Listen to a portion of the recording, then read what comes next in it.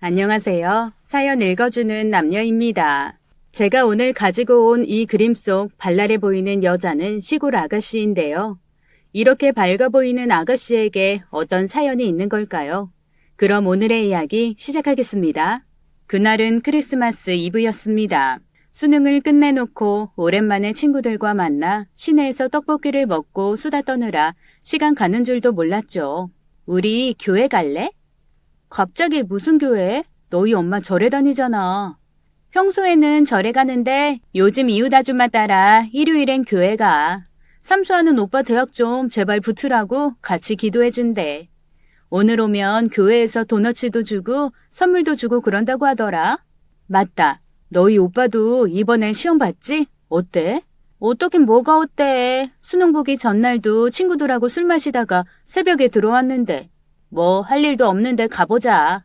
혹시 알아? 괜찮은 교회 오빠 만날지. 그래, 가보자. 다들 낄낄거리며 혹시나 하는 마음에 크리스마스에 교회로 향했습니다. 그러나 이미 잘생긴 교회 오빠들은 모두 서울로 갔고 교회 안엔 할머니 할아버지만 가득했죠.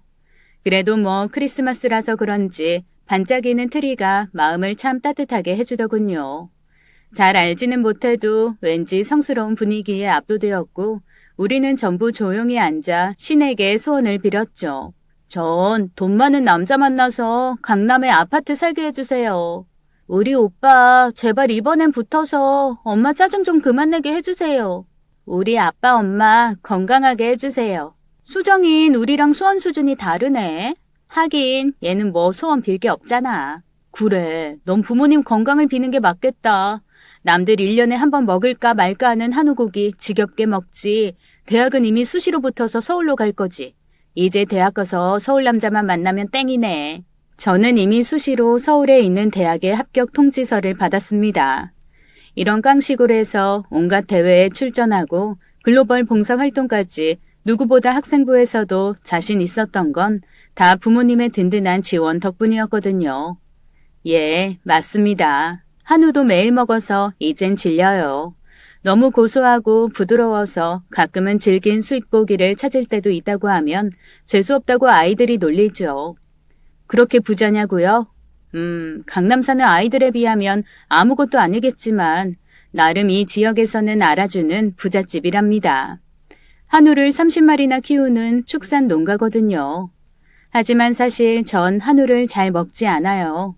매일 염을 주고 똥 치워주고 게다가 눈 마주치면서 대화도 받는 친구를 보낼 때 그 마음을 아세요?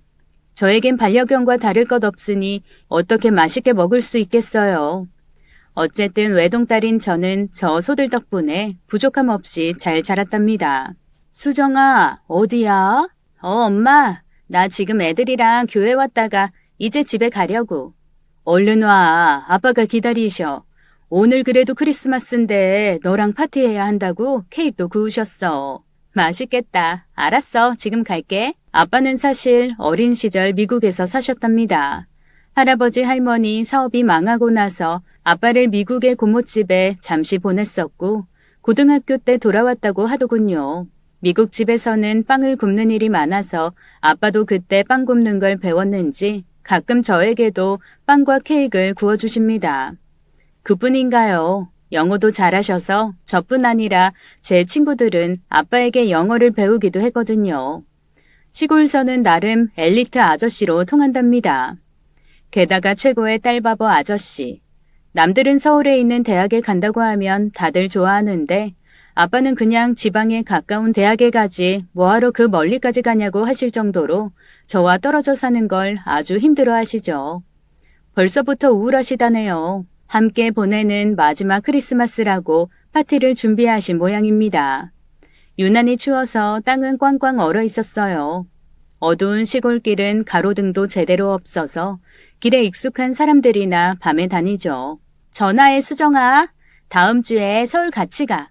응 그래. 조심해서 가. 친구 진아랑 인사를 하고 뚝을 지나서 집으로 향하던 그때 갑자기 뭐가 멀리서 쿵하는 소리가 들렸습니다. 아마도 지나가던 고양이나 들짐승이 얼음을 밟아 얼어있던 얼음이 깨진 것 같았어요. 하지만 그러기에는 소리가 너무 컸고 뭔가 느낌이 이상했죠. 저는 얼른 뛰어갔습니다. 그런데 그곳에 할머니 한 분이 쓰러져 계신 거예요. 할머니, 괜찮으세요? 그런데 아무 대답이 없으셨습니다. 저는 놀라서 살짝 할머니를 흔들었죠. 할머니, 정신 좀 차려보세요. 저는 그 순간 놀라서 어떻게 해야 할지 몰랐지만 일단 119에 연락을 했습니다. 그리고는 119가 도착할 때까지 학교에서 배웠던 심폐소생술을 시작했죠. 할머니 가슴에 제 두 손을 얹고 힘차게 펌프질을 하듯 숫자를 세면서 심폐소생술을 했습니다. 이렇게 하면 TV처럼 금방 깨어날 줄 알았는데 할머니는 여전히 의식이 없었죠. 그래, 멈추면 안 된다고 했어. 하나, 둘, 셋, 넷. 저는 멈추지 않고 계속 심장을 자극했고 제 온몸은 땀으로 뒤덮였습니다. 제발 살려주세요. 하나님, 저 오늘 교회 갔잖아요. 네? 너무 다급했는지 사람의 생명 앞에 저는 두려워졌고 결국 한 번도 외쳐본 적 없던 하나님까지 부르며 최선을 다해서 할머니를 살리려 했습니다. 그때 119가 도착을 했습니다. 보호자세요? 아니요. 그냥 지나가다 발견한 사람입니다. 그래요. 숨 좀 가라앉히고 일단 병원으로 함께 가시죠. 저는 거부할 수도 없이 그 차에 올라탔고 할머니의 보호자가 되었죠. 병원에 도착하고 나서 할머니는 눈을 뜨셨습니다. 그리고 제 얼굴을 보시더군요. 고마워요. 날 살려준 학생이구만. 다행이에요, 할머니. 살아나셔서. 저도 모르게 눈물이 났고 그런 저의 손을 꼭 잡아주셨습니다. 의사 선생님 말로는 제가 응급조치를 잘해서 할머니가 살 수 있었다며 칭찬을 하시더군요. 잠시 후 할머니의 가족들이 왔고 저에게 연신 고맙다면서 인사를 했습니다. 저는 뿌듯함과 쑥스러움으로 어쩔 줄 몰라 했고 가족들이 할머니와 이야기를 나누는 동안 몰래 집으로 돌아왔어요. 뿌듯함도 잠시 그날 이후 대학에 들어갈 준비에 들떠있던 저는 그 일은 까맣게 잊어버렸죠. 저는 드디어 08학번 새내기로 서울에서 대학 생활을 시작했습니다. 아무리 귀한 막내딸이라고 해도 막상 서울로 올라와 보니 저는 진짜 시골 사람 그 자체였죠. 앞트임했구나. 어디서 했어? 서초동 사거리 거기가 제일 낫다던데. 거긴 예약 잡기가 너무 어려워. 그래서 그냥 엄마 친구가 소개해준 성형외과로 잡았어. 난 간단하게 찝으면 되니까. 연예인들이나 하는 줄 알았던 성형수술에 대해서 아무렇지도 않게 이야기를 나누고 있었고 어떤 수업보다 그들의 대화는 진지했죠. 그뿐인가요? 어쩜 그렇게 날씬하고 예쁜지 키도 작고 얼굴도 평면적인 저는 그 아이들을 보며 자괴감이 들기 시작했습니다. 왜? 우리 수정이가 얼마나 귀여운데. 성형미인은 남자들이 안 좋아해. 우리 엄마의 세상 물정 모르는 소리입니다. 성형 괴물이라는 건 옛말이고 요즘 성형 의술은 세계적으로 최고 수준이라 다들 감쪽같이 예뻤어요.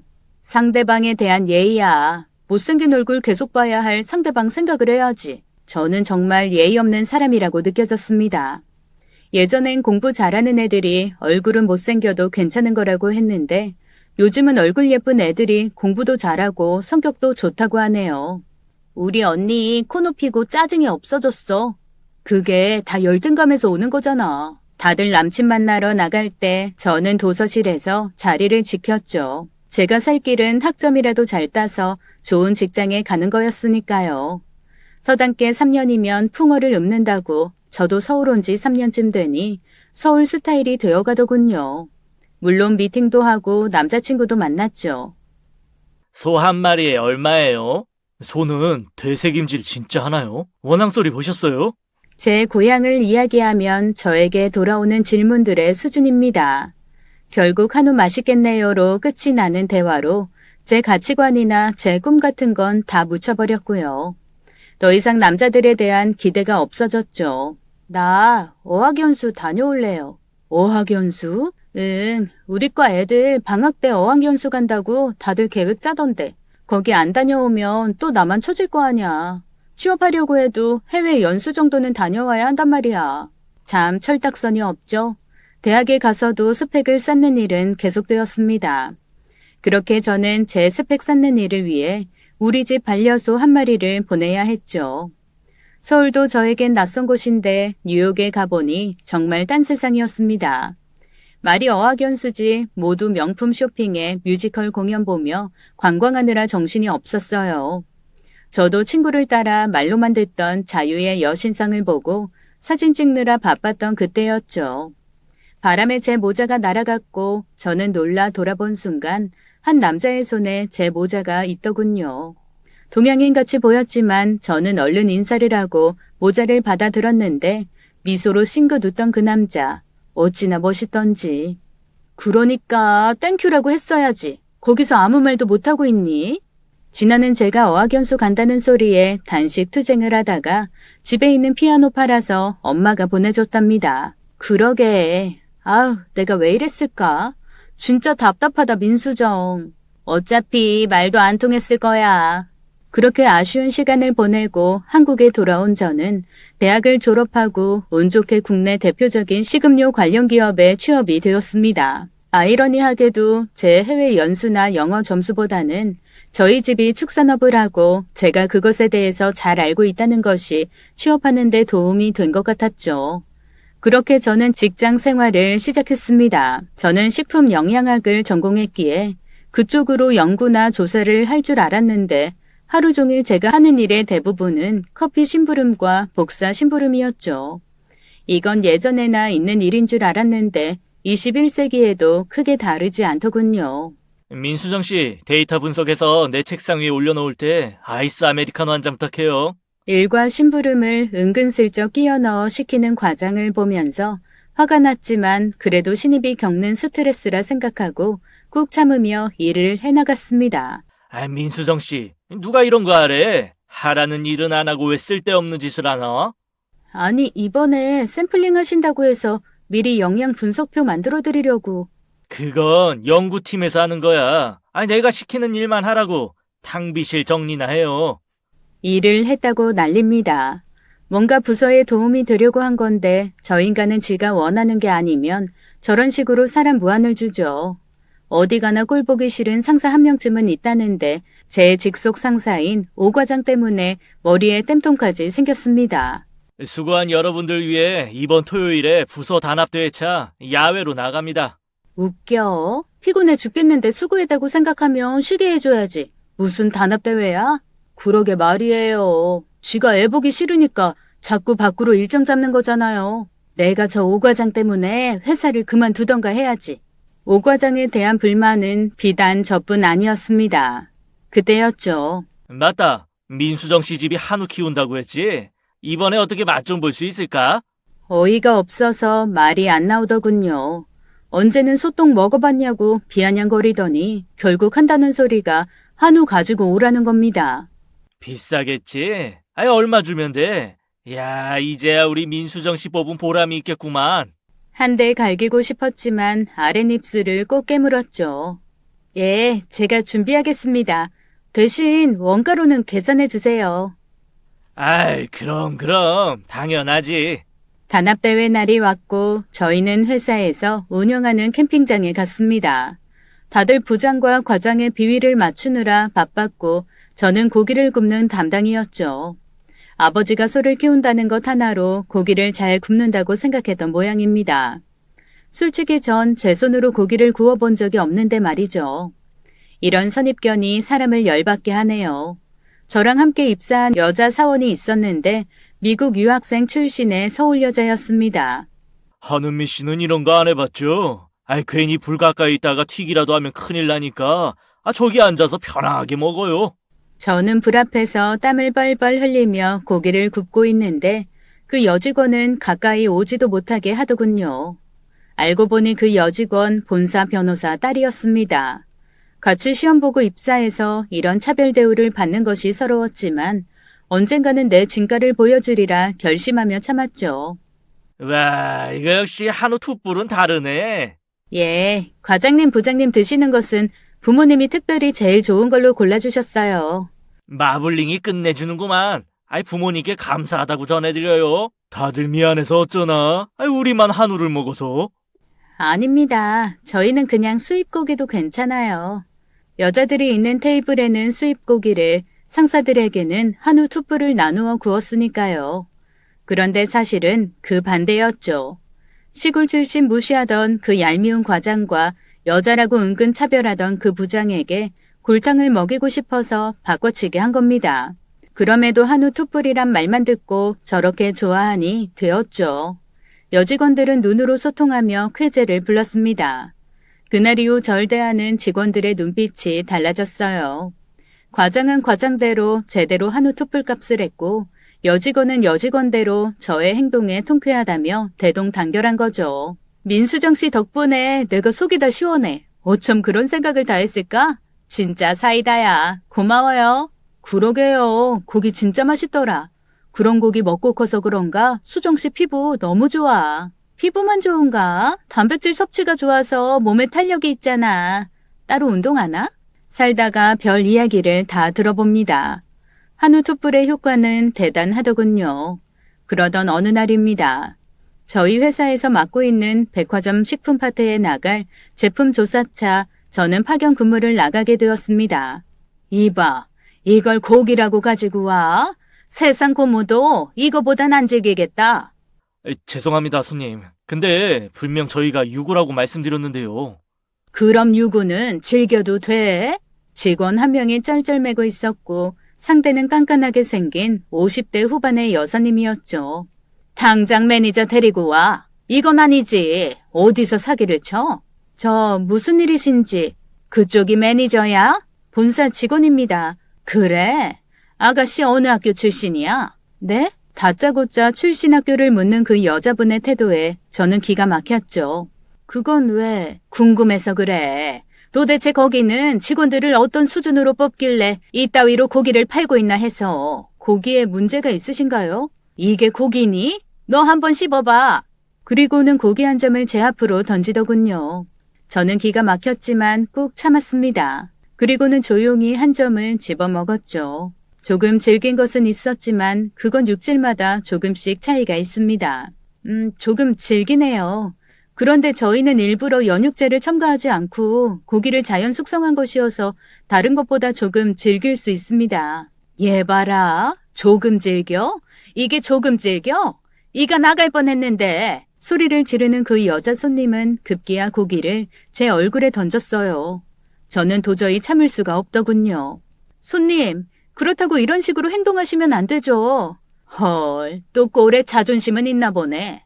그리고 반말하지 말아주십시오. 그럼 뭐 너한테 꼬박꼬박 존칭이라도 쓸까? 잘못했다고 사과를 해도 지금 될까 말까 하는 판국에 이 싸가지 없는 기집애. 정말 갈 때까지 갔더군요. 여보세요. 손님 말 조심하세요. 뭐? 분명 직원들이 유구라 조금 질기다고 말씀드렸고 제가 먹어봐도 안심 수준은 아니어도 일반 갈비살과 비교해도 나쁘지 않습니다. 취향이 안 맞으시면 환불을 요청하시면 되지 이런 식으로 행패를 부리시는 건 아니죠. 행패? 야, 여기 수준이 이 모양이구나. 너 이름이 뭐야? 내가 누군 줄 알아? 저희 고기 사서 거의 다 드시고 구운 거 한 쪽 가지고 오셔서 다른 분들에게 피해 주신 사람이죠. 제가 생각해도 전 서울 사람이 다 되었습니다. 또박또박 말대답하는 거며 흥분하지 않고 상대방에게 내 의사 표현하는 것도 딱 서울 사람이었으니까요. 너 안 되겠다. 너 이름 이야기해. 너 같은 건 혼이 나봐야 해. 전 식품개발팀의 민수정입니다. 이 고기에 대해서는 환불 처리해드리고요.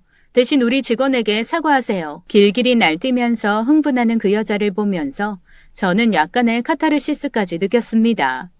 그런데 그날 저의 카타르시스가 곧 엄청난 파장으로 다가올 거라고는 예상하지 못했죠. 그 진상 고객은 회사에 전화를 했고 저는 부장님께 불려갔어요.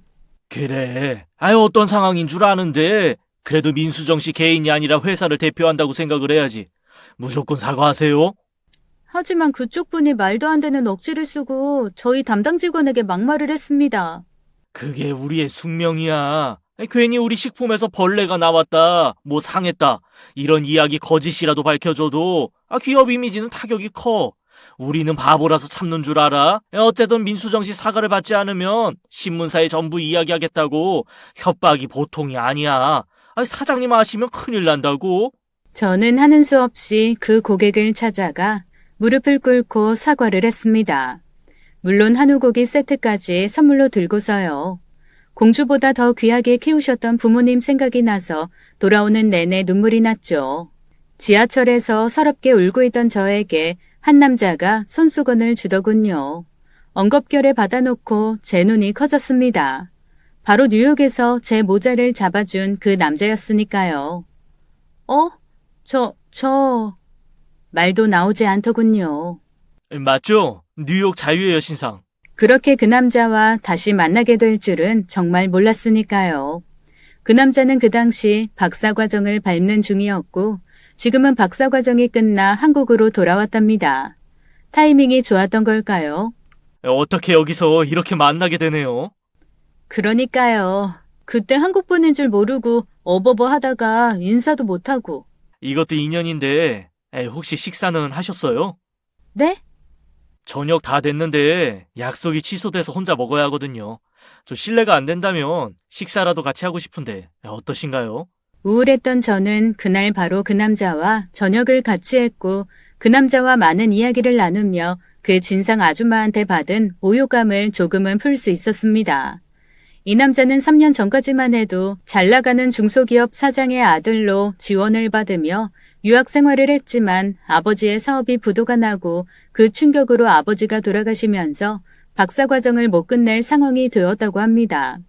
저를 만난 그날 괴로운 마음에 자유의 여신상이 있는 허드슨 강변에 나온 것이었대요. 그러나 우연히 알게 된 독지가의 도움으로 박사과정을 끝냈고 연구원으로 한국에 들어오게 된 거죠.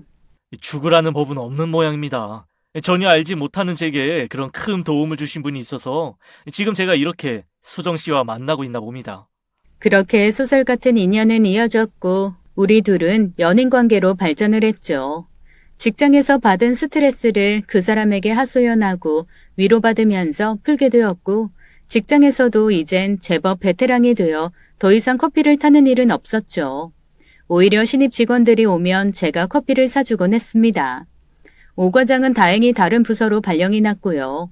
서울서의 생활도 이젠 안정이 되어 저 또한 주기적으로 피부 관리도 받고 명품백도 한 번씩 구입을 합니다. 진짜야? 어떤 남잔데? 잘 보고 사귀어야지. 요즘 얼마나 사기꾼이 많은데. 당신은 얘 나이가 몇인데 사회생활 할 만큼 했고 그 정도 못 가릴까 봐? 10길 물속은 알아도 한 길 사람 속은 모르는 거야. 도대체 뭐 하는 놈이야? 연구원, 미국서 박사학위 받고 왔어요. 그래? 키는 작아? 아니, 키는 182? 얼핏 보면 현빈 닮았다고들 해. 그런데 네가 왜 좋대? 엄마, 우리 엄마 맞아? 하하, 좋아서 그렇지. 겉만 번드르하다고 다가 아니야. 더 신중하게 보고 괜히 시집 일찍 가봐야 하고 싶은 것도 마음대로 못하고. 야, 니네 아빠 섭섭해서 저러신다. 눈에 넣어도 안 아픈 딸내미 다른 남자한테 빼앗길까봐. 아빠도 보면 좋아할걸? 이번 주말에 같이 내려와도 돼? 그럼 너무 궁금하다. 같이 와. 저는 그렇게 상우 씨를 부모님께 소개시켰고 처음엔 눈도 안 마주치던 아빠가 과묵하면서도 진실된 상우 씨가 마음에 드셨는지 아껴두신 인삼주를 꺼내오셨습니다. 그래, 아버님은 돌아가셨다고? 예, 2년 전에 돌아가셨습니다. 어머니가 마음고생이 많으셨겠구만. 예, 그래도 다행히 성격이 화통하셔서 잘 견뎌내고 계세요. 자식 앞이니 겉으로 표를 안 내는 거지. 그 속이 어떠시겠나. 자네가 잘해야겠네. 예, 그래야죠. 우리 수정이는 우리가 오냐오냐 키워서 나이에 비해 아는 것도 없고 철도 안 들었네. 그래도 옳고 그런 거 분간할 줄 알고 책임감은 있는 애야. 예, 잘 알고 있습니다. 그렇게 인삼주에 한우고기를 한 상 대접받고 돌아왔습니다. 난 어머니 언제 만날 수 있어요? 나중에. 왜? 나 마음에 안 들어 하실 것 같아서? 그런 거 아니고 엄마는 아직도 당신이 예전에 사장 사모님이라고 착각을 하셔서 타인에 대한 배려가 없으셔. 그러시겠지. 잘 사시다 하루아침에 그렇게 되시고 남편도 돌아가시고 나 같아도 충격이 너무 클 것 같아. 이해해줘서 고맙다. 내가 때가 되면 엄마한테 소개할게. 그래, 나 생각보다 많은 사람들 만났었잖아. 얼마나 진상 고객들이 많았는데 웬만한 건 다 견디고 참을 수 있으니 너무 걱정하지 마. 그렇게 상우 씨를 다독이고 저는 어머니를 만날 날을 기대하고 있었습니다. 그렇게 시간은 흘러갔고 저는 그 사람과 만난 지 1년이 넘어갔죠. 나 결혼하고 싶어. 이건 서울 아가씨 스타일은 아니겠죠. 그런데 더는 기다리기 싫었습니다. 조금만 더 기다려줘. 난 내가 번 돈으로 당신과 살 집 마련하고 싶어. 그때 정식으로 프로포즈 할 거야. 남들은 여자 쪽에서 집을 해준다고 하면 얼른 받는다는데 이 사람은 정말 고지식의 수준을 넘어섰습니다. 어쩜 이런 면을 제가 좋아했는지도 모르지만요. 결국 그렇게 시간은 다시 흘렀고 드디어 전 프로포즈를 받았습니다. 그 사람을 만난 지 꼭 3년 만이었죠. 어머니가 널 만나고 싶다셔. 드디어 어머님을 뵐 수 있다는 생각에 저는 새벽부터 설레고 떨렸죠. 강남에서 제일 잘 나간다던 메이크업 샵에 가서 풀 메이크업도 하고 옷과 머리까지 할 수 있는 만큼 예쁘게 했어요. 그리고 꽃과 과일을 사가지고 어머님을 뵈러 갔습니다. 엄마, 저희 왔어요. 처음 뵙겠습니다. 민수정이라고 합니다. 정중하게 허리를 숙여 인사를 하고 난 후 어머니를 본 저는 놀라 손에 든 꽃을 놓치고 말았습니다. 그때 그 진상 손님이었죠. 제게 무릎까지 꿇고 사과를 요구했던 바로 그 여자. 전 기가 막혀 말이 안 나오더군요. 그런데 그쪽은 저를 기억하지 못하는 것 같았습니다. 그래, 집에서 소를 키운다고? 다짜고짜 처음 묻는 말이었습니다. 예, 한우 농장 하세요. 누가 너한테 물어봤니? 예, 한우를 키우십니다. 그럼 한우겠지. 한국에서 설마 수입소 키우겠어? 저는 입이 떨어지지 않았고 제가 떨고 있다고 생각했는지 그 사람이 물을 갖다 주더군요. 어떻게 이 사람의 어머니가 이 여자일까요? 조금도 상상해 본 일이 없고 지금도 전혀 매치가 되지 않는 모자간입니다. 우리 애가 좋다고 해서 만나보자고 하긴 했는데 뭐 결정난 건 없으니까. 어머니 또 왜 그러세요? 저랑 이야기 다 끝내시고. 우리 아들 박사고 교수예요. 지금도 여기저기 국회의원이니 의사니 변호사니 선자리가 줄을 서는데 도대체 뭘 보고 그러나 내가 궁금해서 말이야. 아, 예. 참 어머니, 이러시지 않기로 해놓고 저 수정 씨 좋아하고 결혼할 겁니다. 단호한 아들의 말이 약간 수그러진 듯 했습니다. 이게 서로 수준이 맞아야 부부지간에도 잘 사는 거예요. 섭섭하게 들릴지는 모르겠지만 난 합리적이고 교양 있고 나하고도 말통하는 그런 며느리를 원해요. 그래야 가정도 편하고 나중에 얘가 뭐래도 함께 나설 수 있는 사람. 그게 아내의 역할이니까. 한바탕 일장연설을 하는 어머니의 목소리가 귀에 윙윙 울렸고 저는 이 자리를 박차고 나가야 하는 게 아닐까 몇 번 망설였습니다.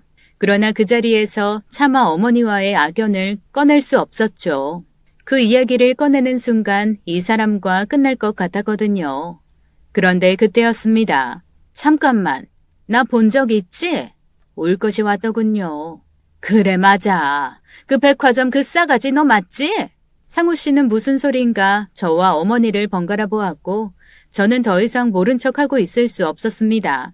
예, 안녕하셨어요? 저 그때 배웠던 식품소송 맞습니다. 그래, 어쩐지 얼굴이 익다 했어. 그 싸가지 없는 말투며 눈빛이며. 저는 더 이상 그 자리에 있기 힘들었습니다. 일부러 우리 아들 꼬신 거야? 나한테 복수하려고? 아니요, 그런 거 아닙니다, 어머니. 어머니 같은 소리 하고 있네. 이제 보니 그때 기고만장해서 잘난 척한 게 겨우 소장사 하는 집 딸이어서 그렇게 하느니 뭐니 한 거야? 그때 일은 정말 죄송했습니다. 기막혀. 야, 내가 안 봤으면 큰일 날 뻔했네. 도대체 무슨 일인데 이러세요, 어머니? 너 그때 나 마트에서 모욕당한 거 이야기 들었지? 걔가 바로 얘야. 눈을 치켜뜨고 소리 지르고 사람들 앞에서 망신 준 거. 제가 언제 그랬다고. 저거 봐라, 거짓말하는 거. 절대 안 돼. 제가 어떤 애인 줄 아니? 내가 세상에 그렇게 가정교육 못 받은 애는 살다 처음이야. 네가 속은 거야. 당연히 펄쩍 뛰는 어머니 앞에 상우 씨는 도대체 무슨 일이 있었던 거냐고 물었고 저는 억울함에 그날 전철에서 울고 있던 이유가 바로 어머님 때문이라고 이야기했습니다. 하지만 이미 제 마음속엔 어머님과는 한 가족이 될 수 없다는 생각을 했죠. 어머니한테 들었어. 내가 우리 어머니 잘 알아. 어떤 사람인지. 힘들겠지만 나 하나 보고 그냥 따라와주면 안 돼? 상우 씨는 그렇게 이야기했지만 저는 정말 자신이 없었습니다. 무엇보다 우리 부모님이 아시면 누구보다 막을 테니까요. 그렇게 저는 상우 씨에게 결별을 통보했습니다. 저도 많이 괴로웠죠. 3년을 만났던 사람이고 누구보다 저에겐 첫사랑이었으니까요.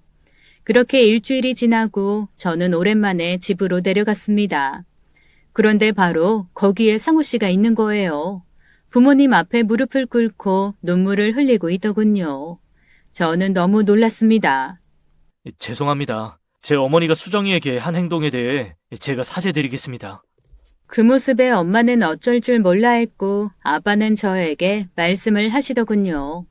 저렇게까지 와서 사과를 하는구나. 그렇다고 아빠가 그 사과를 받아들였다는 게 아니야. 감히 우리 딸한테 막말을 하는 사돈이라면 나도 받아들이기 힘들다. 하지만 본인의 의사와는 관계없이 어머니의 행동으로 사랑하는 사람을 잃어야 하는 사람의 심정도 딱하구나. 네가 저 사람을 정말 믿고 평생을 갈 수 있다면 이 아빠랑 엄마는 네 뜻을 존중할게. 언젠가는 네 진심을 알고 상우 어머니도 바뀌지 않겠니? 아빠의 말씀에 저는 그날 상우 씨를 다시 받아들이기로 했습니다. 무엇보다 어머니 때문에 가장 힘들 사람은 상우 씨였으니까요. 내가 꼭 당신 지켜줄게. 우리 엄마 그냥 아픈 사람이라고 생각하고 한 번만 봐줘. 상우 씨는 결혼을 반대하면 어머니와 연을 끊겠다고 협박을 했고 결국 상우 씨가 힘들 때 무조건적으로 도와주었던 지인의 설득으로 저희는 결혼을 하게 되었습니다. 어머니가 그분 말을 잘 들으셔. 그분 덕에 박사 끝낸 거니까. 그분이 누군지 모르겠지만 어머니 잡는 사람이 따로 있다니 괜히 고맙더군요. 그렇게 결혼식 준비가 시작이 되었고 저희 부모님은 상견례를 위해 서울로 올라오셨죠. 정말 조심스럽고 힘든 상황이었지만 한 번은 겪어야 했으니까요. 그런데 만나자마자 저희 길을 꺾기 위해 애를 쓰시더군요. 이게 도대체 무슨 냄새야? 아니 이런 인류 호텔에서 소똥 냄새가 나네. 이 호텔 청소는 제대로 하는 거야? 일부러 우리 부모님 들으라고 하신 건지 시어머님의 진상짓은 다시 시작되었습니다. 아이고, 아니 나름 저희가 빡빡 씻고 온다고 왔는데 아직도 냄새가 나는 모양입니다. 아가씨 미안해요. 우리 때문이에요. 우리가 소를 키우거든요. 아빠는 아무렇지 않게 곤란해하는 여직원을 달래 내보냈고 아빠의 소리에 시어머니도 별 말을 못하더군요. 그건 시작에 불과했습니다. 사사건건 서빙하는 직원에게 시비를 걸었고 갑질을 해댔습니다. 그때마다 민망해하는 아버지와 어머니는 분위기를 바꿔가며 수습을 하셨고 상우 씨 또한 그런 엄마가 못마땅한 듯 표정이 좋지 않더군요. 요즘도 시골에는 화장실이 집 밖에 있나요? 예, 아닙니다. 시골도 다 수세식이고 집안에 화장실 있습니다. 아, 그래요.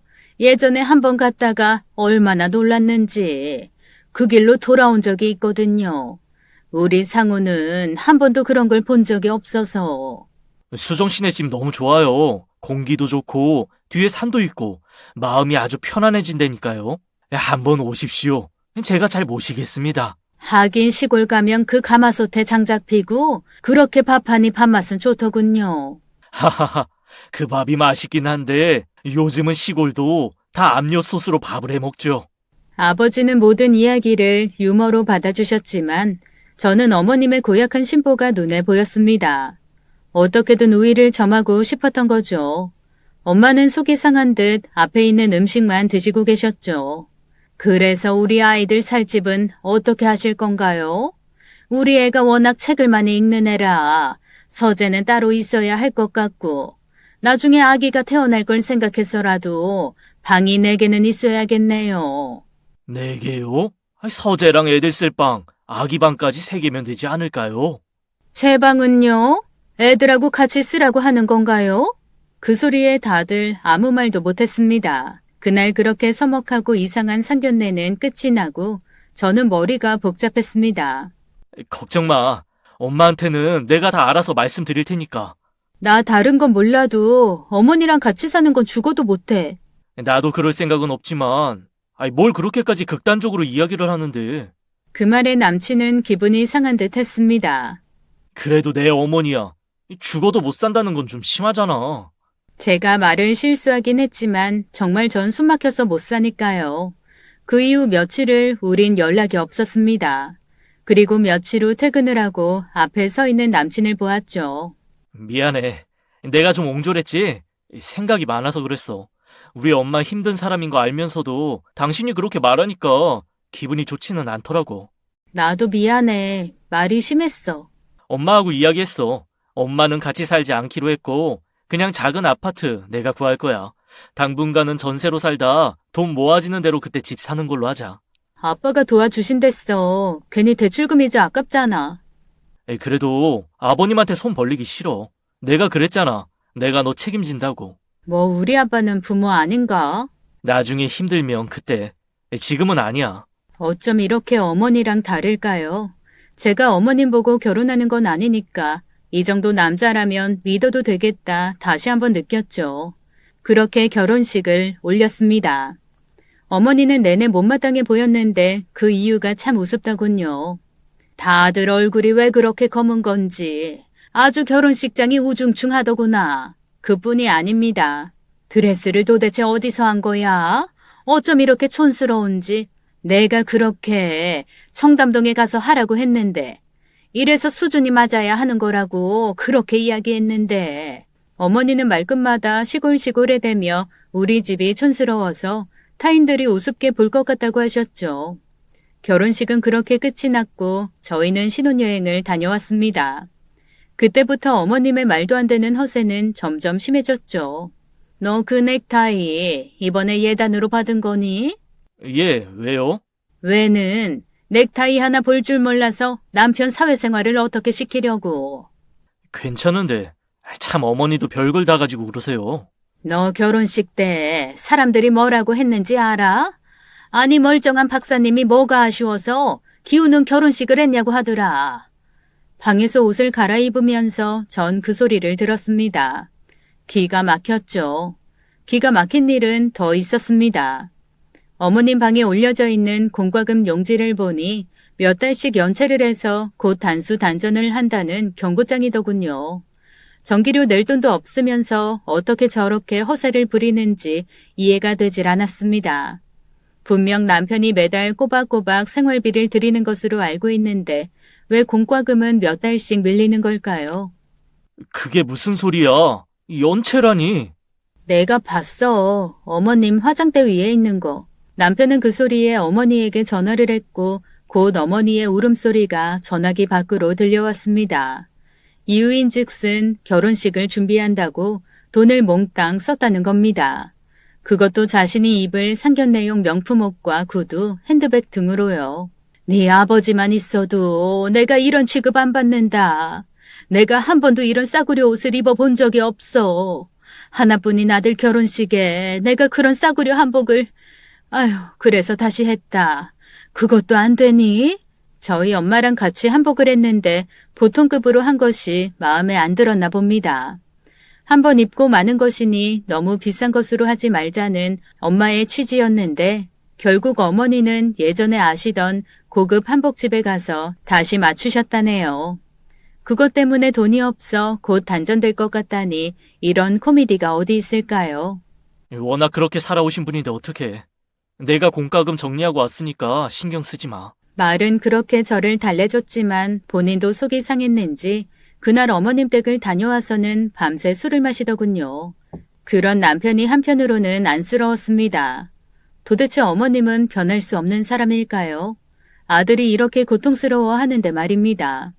그러던 어느 날 기막힌 사건이 생기고 말았죠. 예? 김복자 씨요? 그런 분 모르는데요. 그때 어머님이 얼른 제 전화기를 채듯 받으시더군요. 내가 김복자인데 왜요? 어머니는 분명 김혜련이라고 하셨는데 갑자기 복자는 누구신지 너 1,000만 원만 좀 다오. 네? 1,000만 원은 갑자기 왜? 내가 한정판이라고 해서 겨우 구한 핸드백이 있는데 그게 들어왔다고 연락이 왔구나. 네?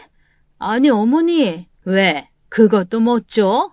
우리 아들이 지난번에 네 아버지 생신이라고 여행 보내드렸다면서. 어머니, 그건 아버지 어머니 30주년 결혼기념일이라서. 그러니까 나도 그런 셈 치고 하면 되겠네. 제가 돈이 어딨어요. 그 큰 돈이. 그 정도 돈도 없으면서 우리 아들을 탐을 낸 거야? 어머니, 진짜 해도 너무하시네요.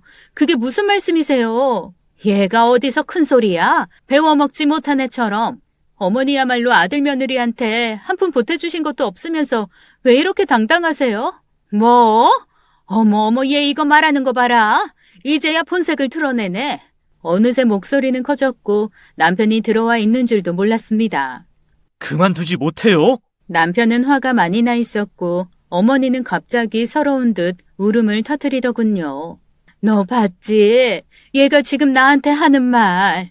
따박따박 말 대답하면서 나 무시하는 거. 누가 누굴 무시한다고 그러세요. 어머니 제발 좀. 당신도 그만해. 그날 그 사건으로 저는 남편과 크게 다투었습니다. 하루 이틀도 아니고 이렇게 사는 것이 맞는지 모르겠습니다. 시도 때도 없는 전화를 하는 어머님 때문에 전화벨이 울리면 심장이 쿵쾅댑니다. 너 지금 호텔로 나와서 친구들한테 인사해라.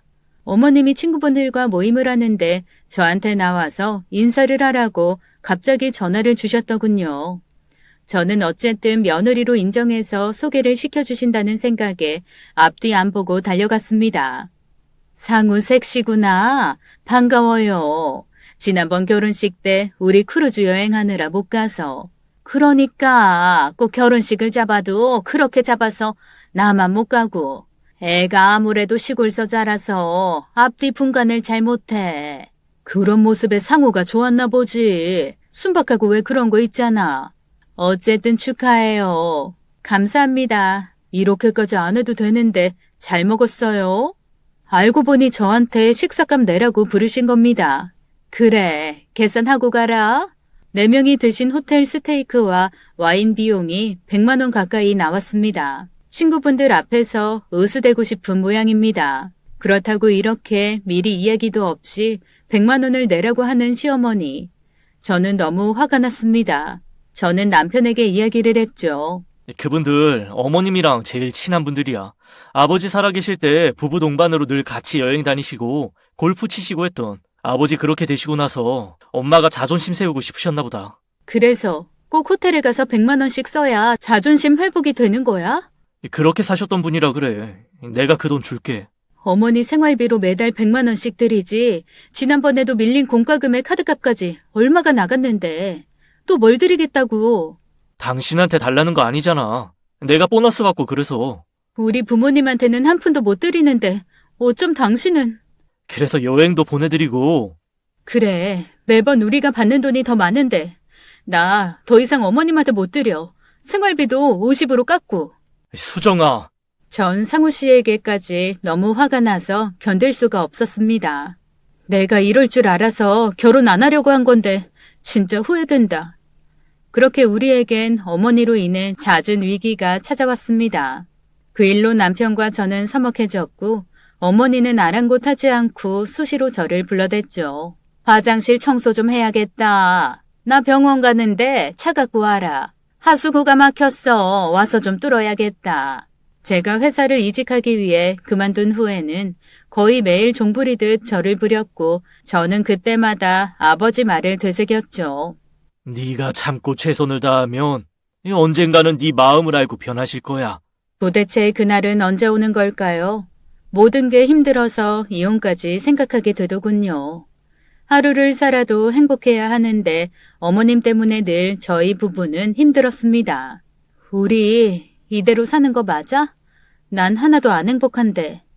제가 너무 힘들어서 툭 내뱉은 말로 남편은 충격을 받은 듯 술을 마시더군요. 미안해. 내가 방법을 생각해 볼게. 그러던 어느 날입니다. 내일 어머니 댁으로 좀 와야겠어. 싫어. 또 뭘 시키시려고. 그런 거 아니야. 중요한 손님이 오시는데 와서 인사해. 그분은 시아버지가 사업을 할 때도 도움을 주셨던 분이고 남편의 학자금도 대신 내주신 바로 그분이라고 하더군요. 시어머니께 가고 싶진 않았지만 그분만큼은 꼭 뵈야 한다고 해서 저는 어머님 댁으로 갔습니다. 해외에 계시느라 저희 결혼식도 못 왔었는데 이번에 잠시 나오셨다면서 남편도 매우 상기된 표정이었습니다. 어떤 분이길래 연관도 없는 사람들에게 대가 없이 도움을 주는 걸까요? 저렇게 자기밖에 모르는 어머님한테 뭐하러 도움을 준 건지 이해가 되지도 않았고요. 집으로 가니 어머니는 지금까지는 다른 모습으로 부엌에서 음식을 만들고 계셨습니다. 저희 아빠가 특별히 한우를 보내셨더군요. 저녁이 돼서 손님이 오셨습니다. 두 분의 손님이었는데 한 분은 50대의 남자분이었고 한 분은 80대의 할머니셨죠. 예상과는 다른 모습이었습니다. 깨끗했지만 오래 입어 낡은 자켓이나 가죽이 벗겨진 듯한 핸드백이 도저히 돈이 많아 누군가에게 도움을 줄 뿐으로 보이진 않더군요. 어머니는 지금까지 볼 수 없던 모습을 다시 보이셨습니다.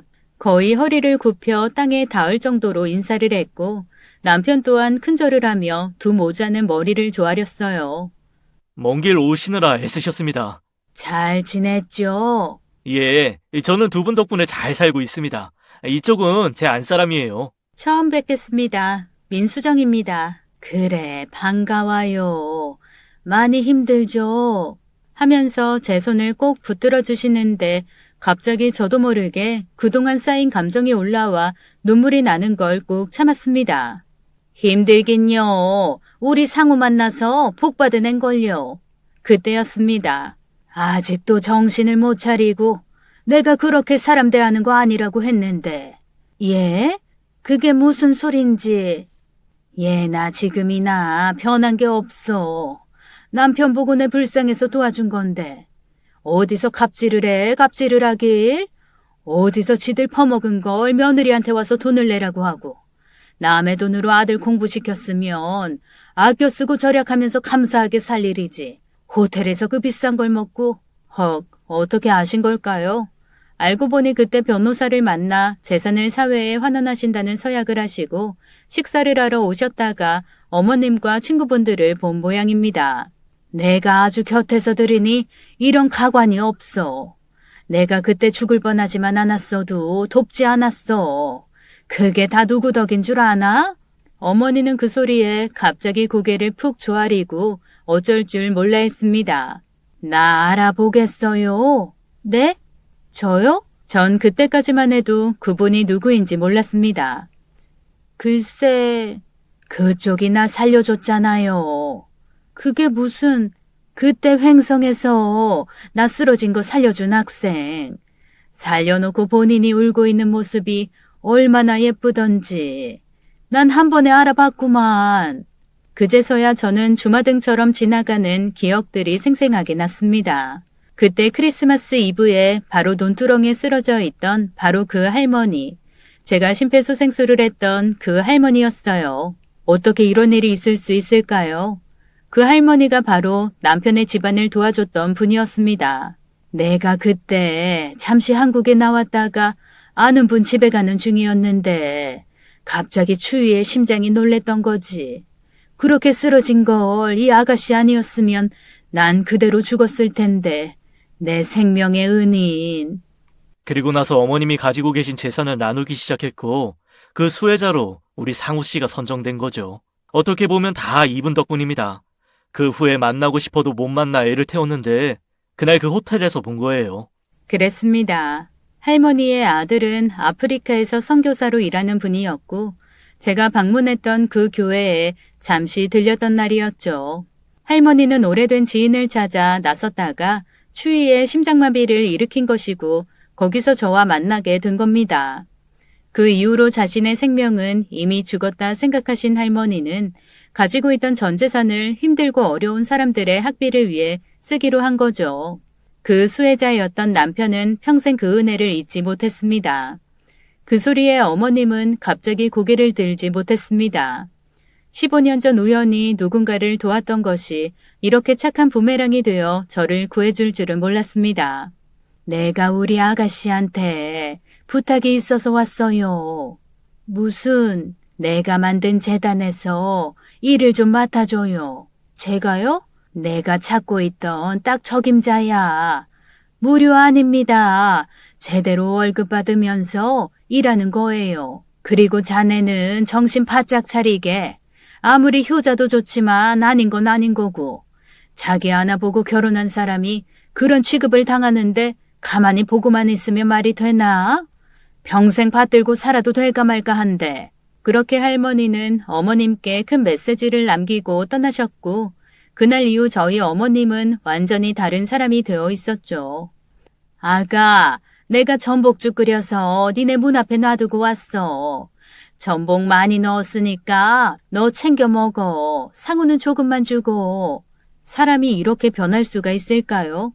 심지어 집에도 안 들어오시고 밖에 음식을 두시고 가더군요. 제가 사실 임신을 했습니다. 계속 몸이 좋지 않아 병원을 가보니 임신 10주라고 하더군요. 입덧이 유난히 심했는데 어머님이 해주신 음식만 먹고 싶어서 계속 어머님께 주문 중입니다. 어머니, 저 회냉면 먹고 싶어요. 어머니가 만드신. 저 매운 낙지 해주세요. 이상하게 고기가 아닌 해물만 당겼습니다. 어머니는 열심히 만들어 날라주셨고 저는 누워 먹기만 하다 보니 살이 10kg나 쪘답니다. 그리고 예쁜 딸을 낳았고 100일이 되던 날 온 가족이 함께 모였어요. 우리 며느리는 천상가 봅니다. 사람을 열어 살렸으니까요.